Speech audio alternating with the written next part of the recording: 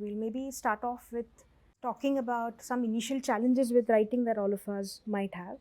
Because yesterday I spoke so much about reading, I'm sort of tapped out. Uh, Now, many people tell you that reading and writing are the same thing, that they come from the same energies. I'm trying to think what it means.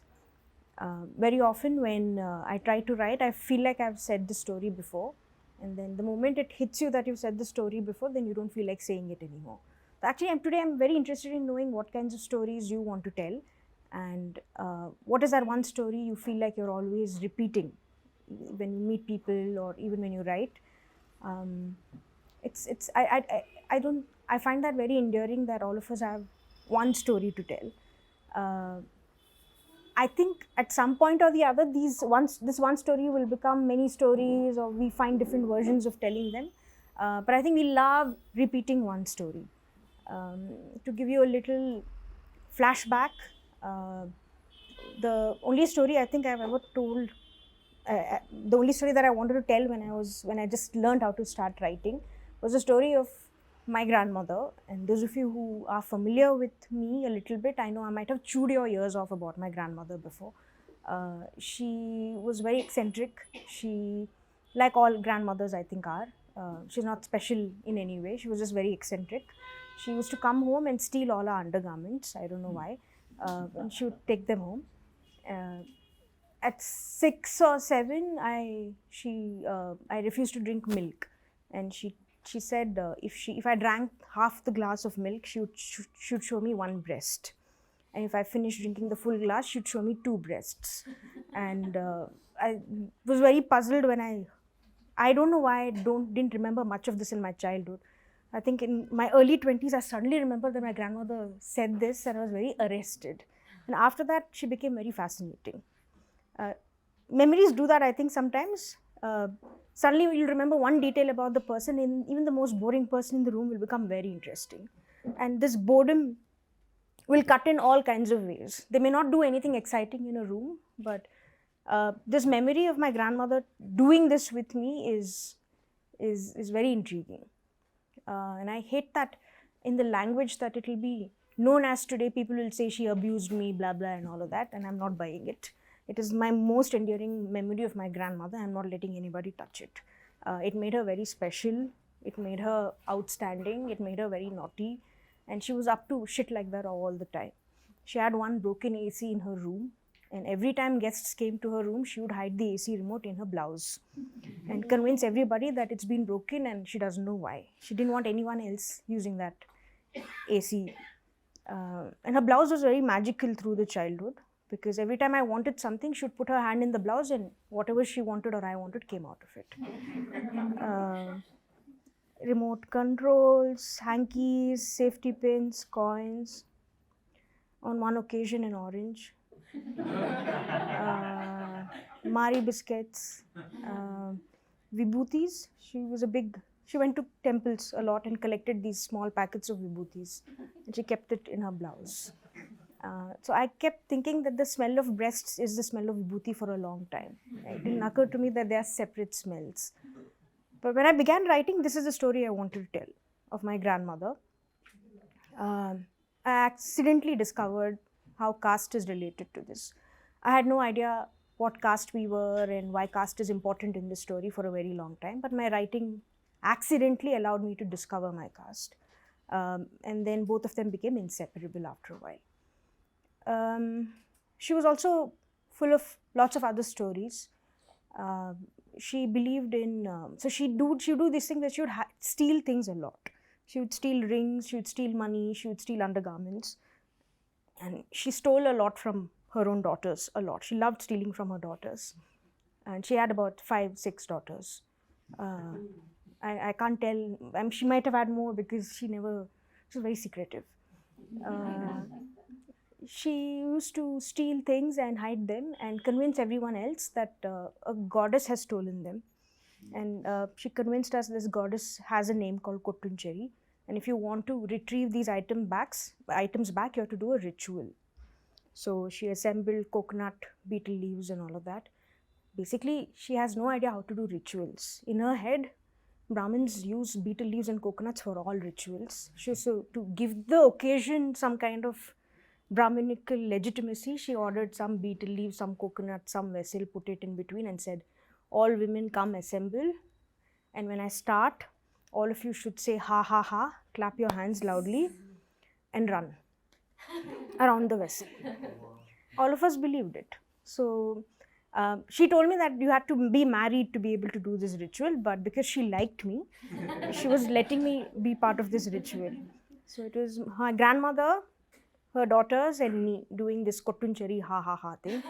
I've never seen women's bodies being that animated before. These were women who just laze around in the afternoons, bringing us into their laps, looking for lices in our hair and all of that. That's what they liked doing. They were never really active like that.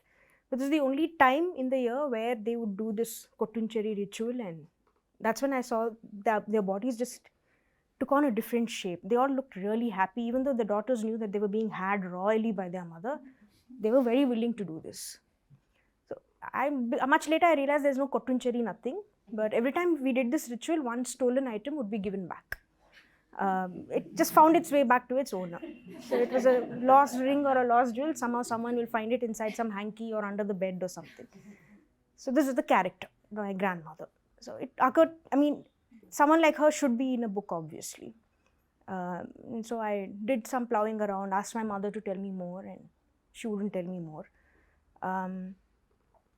But the kottunchari ritual is a very important one in my head. I associate it with writing quite a bit. She told me much later in one of her many drunken stupors. Yeah, she stole my dad's whiskey also. That's the other thing that she did. She stole my dad's whiskey and filled it with water and kept it back. She would just consume this whiskey and become very talkative and start telling me about her initial few marriage years. So the story of kottunchari, apparently she learnt it from her mother-in-law.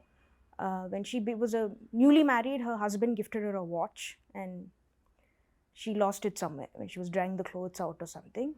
And she got very scared. She went and told her mother-in-law, I lost her son's watch. And she said, it's okay, no problem. We'll do kottunchari. And she said, what is kottunchari? We'll need 5 women for this. And only 2 of us are here. We don't know any other women. So let's go to the neighborhood and ask 5 women to come. Now the problem is they were the only 2 Devdasi women in a neighborhood of Brahmin women. And none of the Brahmin women wanted to come and do this game with them. Some of them said, no, I have my periods, I can't come. Some of them said, no, my husband will yell at me, I don't want to come. So it was just these 2 women. It seemed like the story of a female friendship, like a denied female friendship. Like 2 women want to basically sit and do ha ha ha with other women, and caste has come in between. That's what it seemed like. And then they felt really sad, but they did kottunchari on their own. They just did ha ha ha on their own. And then my grandmother forgot about the watch, forgot about the ritual. The husband said, whatever, never mind, it was not very expensive. 2 days later, she was near the stove trying to get some water heated. And she saw that the watch was sitting on top of some clothes. And she realized that she'd left it there. But she says her belief in kottunchari became very, very big after that, after she found the watch there. This is the only story that I want to tell. Every time I watch Paranjit's films and I think that I can also become a filmmaker like him, this is the story I want to tell. Every time I come to Gender Bender or Sandbox puts up a show and I watch something on stage, this is the story I want to tell on stage. So whether it's theatre, film, design, art, or even writing, it seems like this is the only story I'm obsessed with. And I'm curious about what stories you are all obsessed with too. It could be a childhood story, it could be a story that's never happened. So one challenge with this story is also I've talked about it so much. I've given it so much more life and animation outside of its literature that nothing good enough can come out of it in its written form. That's what it seems like. That's one of the challenges. I was at an event 2 weeks ago where a writer said, don't tell anybody what you're working on and never show to anybody your progress. You should hide it. And it seemed to me a very, I agree with it, because it seems like the energy must come from somewhere and the world must see it once for all. So there's great belief in that, and that's nice. But I also feel like withholding is something a bunch of people in my school were very good at. These were all brainy, studious people who knew all the formulas and wouldn't tell anybody. Those people. The people who knew all the, basically they knew what it takes to pass a test, but they won't tell anybody. Because their grandfathers, grandmothers would have told them, this is only for you. It's like one Kula secret or something, you shouldn't tell anybody. It seems to me that it has that same energy. So I have no belief in withholding. I want to give everything now, even if it's a short story. Then people, I do want to save all of these stories for my next big, great novel or whatever. But God knows when that will happen. So I just tell it in bursts. I think there's great merit also in putting a story out there and watching its life as and when it happens in front of you real time, instead of keeping it and then saving it and building up on it. This Italian writer called Natalia Ginsburg, who I really like, she said the same thing. And it seemed to me very anti-Brahminical also. She said, don't withhold. Never withhold. Just give everything. If you think one detail you want to hold on to for the next best Oscar-winning sentence, don't wait for it. Say it right now, she said. And I think that's great advice. So what we'll do now is, where is Shiva? Can we give them sheets of paper or something? Or do you have papers or bits of paper or whatever with you? Or you can type it on your phones if you want. We're just going to spend, let's say, 5-10 minutes in writing the first 3 lines or 4 lines of the story you always wanted to tell. It can be any story. Okay, if you feel like you're one of those people who doesn't have a story to tell, absolutely okay. How do you want to be remembered? What story do you want to be remembered? If you've seen a great story in a film, or if you've read a great story, why do you like it so much? Write about that. So in 4 lines, one story you always wanted to tell. So I'll give you about 5-10 minutes to do this. And then we'll take turns in reading it out.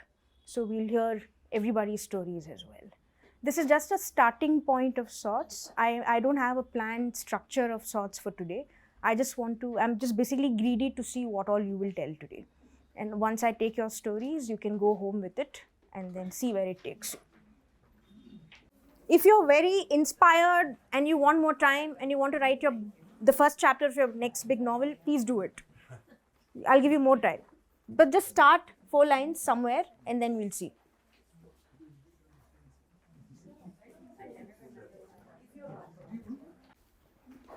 Here's a small, for those of you who have starting problem, as a child I used to do this a lot. I kept thinking, until I find the perfect word, perfect sentence, I won't tell my story.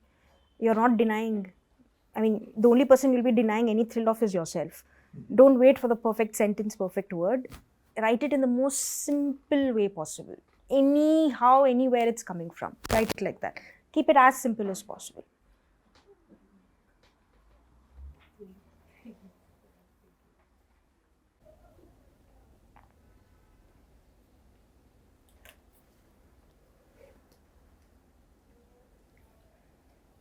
Okay, if you're done, and if you want to read your story out loud, you can put your hand up. Yes. Yeah, this is also on my grandmother. Because it was such a heavy thing. Because for me, louder.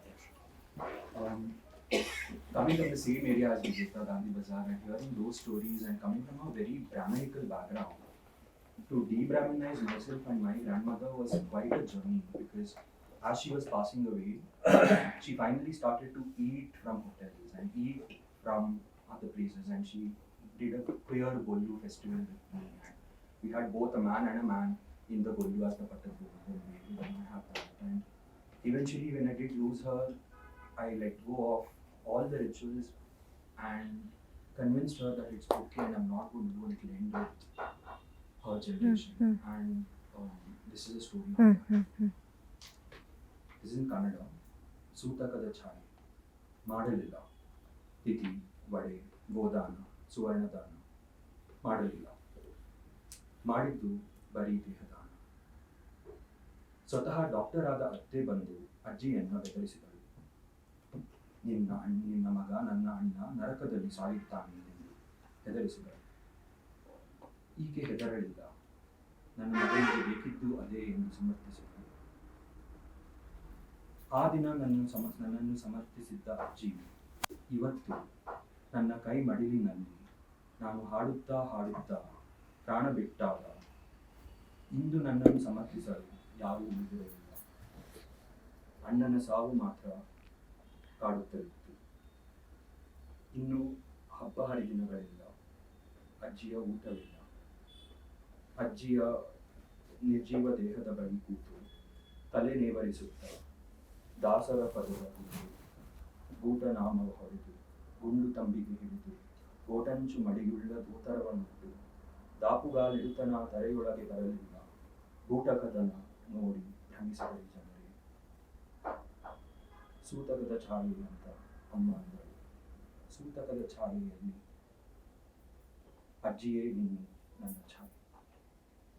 Thank you. Thank you so much. Do you want to translate that for Yeah. just the gist? For Just, Sutaka is the ritual in Brahmanism that we do to mourn, and it isn't there because I have let go of it.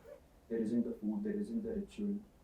But my grandmother had stood by me when I donated my father's body. We had not donated cows, we had not donated gold, but donated his body.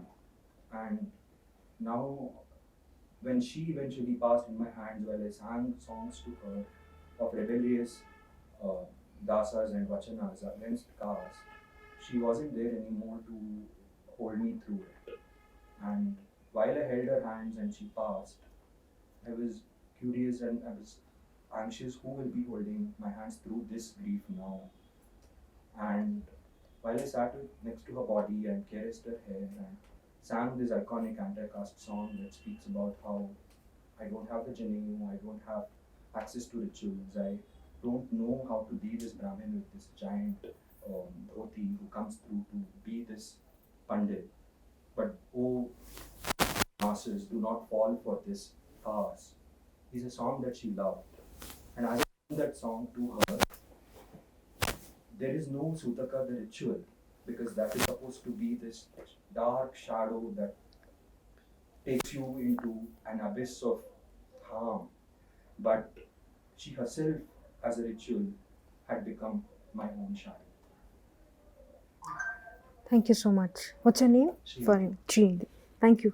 Let's have a round of applause for Srinidhi. I hope you take the story somewhere. It's really a great beginning. Thank you. Anyone else who would like to go next? Quickly asked her to talk because he was over the green. He's been my auto driver. So Okay. he really helped me throughout the city, going through festival after festival and showed me the whole festival through his lens. Okay. And he's an amazing Ambedkarite and loved your work. So Okay. I'm holding him back from all the evening rides to hear you. So he can share a little bit and then I can. Definitely. Clear in English. So my name is Jiva. I'm not clear in English. Can I mix some Tamil or Kannada? Kannada Tamil English ಎಲ್ಲ ಮಾತಾಡಿ ಪರವಾಗಿಲ್ಲ. I was born and brought up in Bangalore. He just took me from that place. BFC. Just some museum or something. So ಅಲ್ಲಿ ಹೇಳಿದ್ರು ಈ ಥರ museum ಇದೆ ಅಂತ. So ನಾನು ಕಂಟೋನ್ಮೆಂಟ್ ಏರಿಯಲ್ಲಿ ಹುಟ್ಟಿದ್ದು. I was born and brought up in the cantonment area. So ಅಲ್ಲಿ ನೋಡಿದರೆ ಫೋಟೋಸ್ ಅದೆಲ್ಲ ನೋಡಿದ್ಮೇಲೆ I just came to know that I've seen these buildings and all the things when I was childhood. And now still there's more some buildings here. And really enjoyed those days in Bangalore. அந்த டைம்ல ரொம்ப நல்லா இருந்துச்சு. இப்போ இருக்கிற பெங்களூரோட அப்போ பெங்களூர் வந்துட்டு ரொம்ப நல்லா இருந்துச்சு. Very wonderful, no crowd. This as you see this traffic, it is more. In the week timesல காலியாக இருக்குது, இந்த மாதிரி இருக்கும் week timesல. So Bangalore was completely before 20 years or 25 years fully kali. Fully kali. I enjoyed Bangalore my childhood. So cycle, you can just go on cycles. No, there were no signals. I hardly saw only 6 or 7 signals. When I was traveling at 8 to 10 kilometers, cycles, there were only 2 cars, 2 bikes, and 7 or 8 cycles. All the time for signals. அதுக்கப்புறம் சைக்கிள்ஸே இருக்காது சிக்னல்ஸில். sorry, Oglo Kalia, but Tipo, it's very, very horrible. Hmm. My goodness, very horrible. I did not even think that Bangalore is going to happen like this. No, I did not even think. Bangalore, ಯಾವ ಅಂತ ನಾನು ನೆನೆಸಿಬಿಡು ಪಾಕೆ ಸಾರಿ Tamil cinema. My mother tongue is Tamil, and the world's oldest language, the world's first language. My mother tongue Tamil. Sorry. So I'm not. Another now, uh, lifestyle, culture. When I was in the childhood, எங்கள் வீட்டில் வந்துட்டு அந்த அடுப்பில் செய்வாங்க ஒளைய பாட்டில் no mixies, no grinders. All my mom and my granny used to அதில் பண்ணுவாங்க. I'm healthy. I'm 50 plus now. No sugar, no diabetes, no TB or anything. I take a walk, 45 minutes or 1 hour per day, and exercise half an hour. So, and Richards Park, that is the cantonment. The town is Richards Town and the Richards Park, and then the Coles Park. It's all completely British area. So, that mornings, the morning walk. I used to get afraid when I was getting up early in the morning. But now, it's not morning or evening, everything is the same. Everything is the same. And those days, hardly over 6 or 8 months we used to wear sweaters when we were childhood. But now it is cold, but no, we are not wearing any sweaters or nothing. Bangalore அப்பெல்லாம் வந்துட்டு ஒரு 6 or 8 months நாங்கள் sweater போடுவோம் when I was in childhood. Sweaters. Without sweaters, you don't go to school. But I don't know, Bangalore, we are in this one, whole season and nothing. No sweaters, very shirt. So completely changed. Something like us to go on. Yeah, like us to go on. Enjoying my life with a lot of Bangalore vandirukkinga. Romba sandosham. I'm really happy. Thank you. Thank you, sir. Anyone with a story? Yes, Anush. Don't give preamble, just read. No, I'm reading it. I want to write a story about Acha and how he made sambar while getting me ready for school. Acha is a self-taught cook and a beautician who plaited my hair and who double plaited my hair and applied kajal to my eyes while waiting for his sambar to boil. He would pack my lunch in a steel dabba with the sambar rice on the bottom bowl and on the plate above 3 veggies tight shut with the 2 clips on both sides. It was one of those lunches friends refused to share.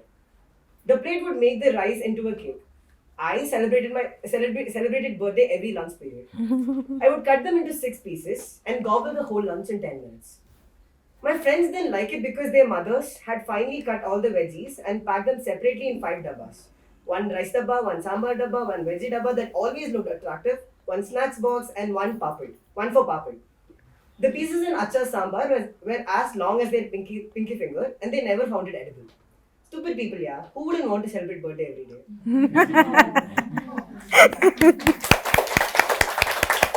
Thank you, Anush. Who's next? Who else wants to read? We have time for 3 more stories, I think. I just have a very short one. Yes, please. What's your name? Nilanjan. Okay. My 20s, against my idea of rush and transitory, were filled with slower days. I read more books, I kept more plans. To really make it happen was taking some time. Go big or go home, we said. But I was always only at home.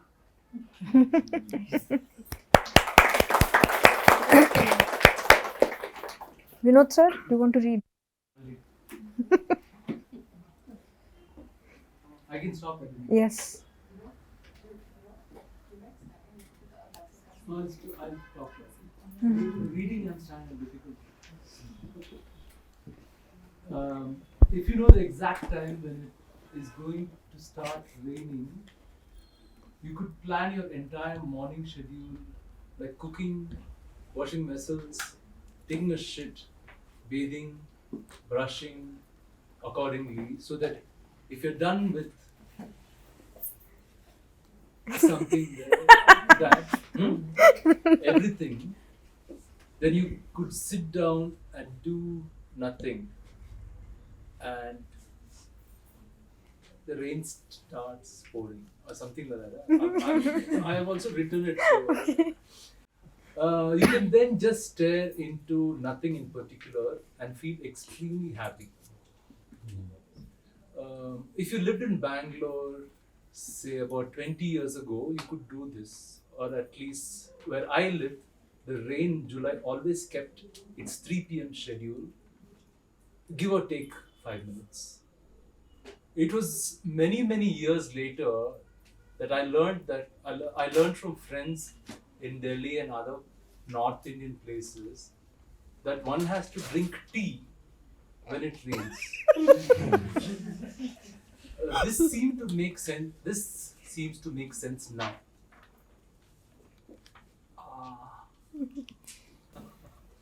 And something I'm not able to read it. Thank you. We have time, more time. Yes. The story is about how Veshchechi declared emergency after Kunji gave birth to the 38th baby. And she went around looking for birth control measures. So she went all over our village in Sharanur in Kerala.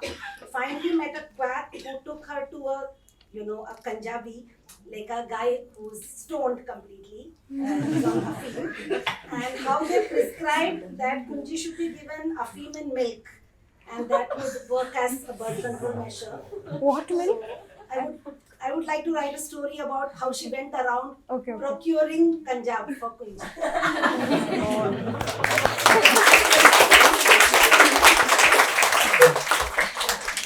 Super great. Please write this book. I have narrated this story like in 1,000 storytelling sessions, but never ever Oh written. my god, you have to. Please look at all our faces. We need this book right now.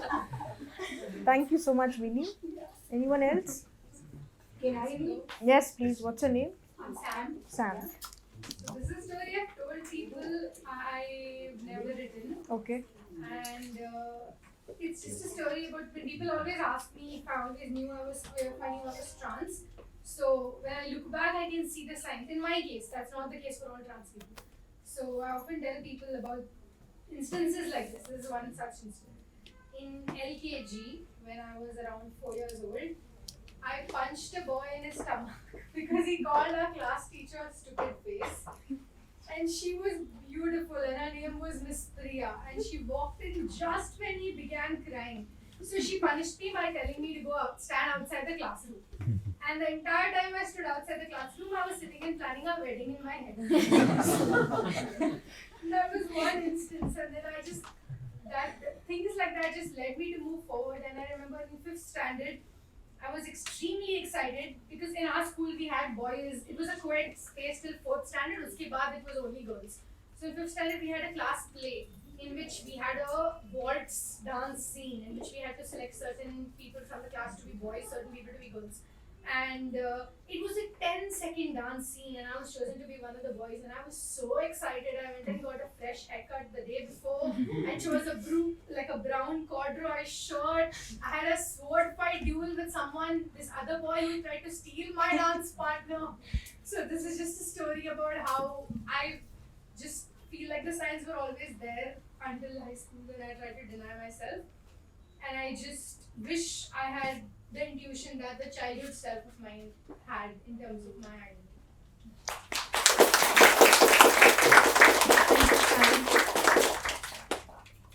He was a beedi smoker and a school teacher who married a gregarious woman. Okay. He said she may have become the PM of India if she left him. They helped communities hide themselves and their sarai, the local alcoholic brew, in their small rented house in rural Guntur. Okay. Perhaps those were the beginnings of her supposed alcoholism that he repeatedly told us about, and she always denied. So they were Bombax and Tatush, that my sister and I, our childhood Madras friends and I, stylishly renamed our beloved maternal grandparents Amma and Tataya. We have time for one more story. Anyone would like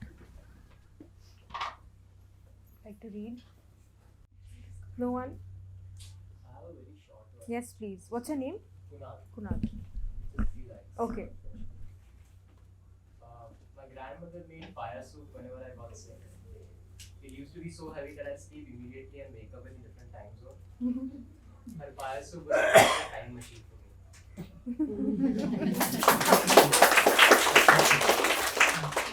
Thank you so much. So I think this is very reaffirming to hear all these stories. I think also because we need it now more than ever. I'll say that I would have said the same thing 5 years ago, also 5 years later, also I'm sure. There isn't a bad time to listen to these stories. But I think what I was hoping to do today was just to get the beginnings out. The beginning is very often the most. It's very easy and it's also very difficult at the same time. Because we are always waiting for the perfect time to do it. We think once I get my PhD, I'll work on my book, or once I get married, I'll do it, or after today, December, Jan 1st, it just keeps going on and on. Nisha Susan, a writer I really admire, once told me that if she'd waited for the best beginning, should never written a book. Her book was published in 2020, and her next book is forthcoming later next year or something. And she said that all her best writing happened when she was in a community of writers who were starting their own things, and at workshops or at events like these where the first 2 lines of a story would just come out of her body, and she would take it home and nothing would happen with it. But weeks later, in the middle of doing something else, she would look at it and she'd feel like a story was there and she would start working on it. And we all know how that turned out. She's probably Bangalore's best writer today. And I think good beginning is what we were looking for, then I think that has happened today. It's also a way of saying that now we have no excuse to not write this story out. All of you, and ma'am, please. I'm just waiting it's like a Sylvester Stallone kind of grandmother waiting to go and find out what. Yeah, all these stories also, not just. I think we can figure out a way of keeping in touch. When the next event begins, we can finish that, come back here, I'll be here, and we can sort of talk to each other. Please talk to each other also, keep in touch.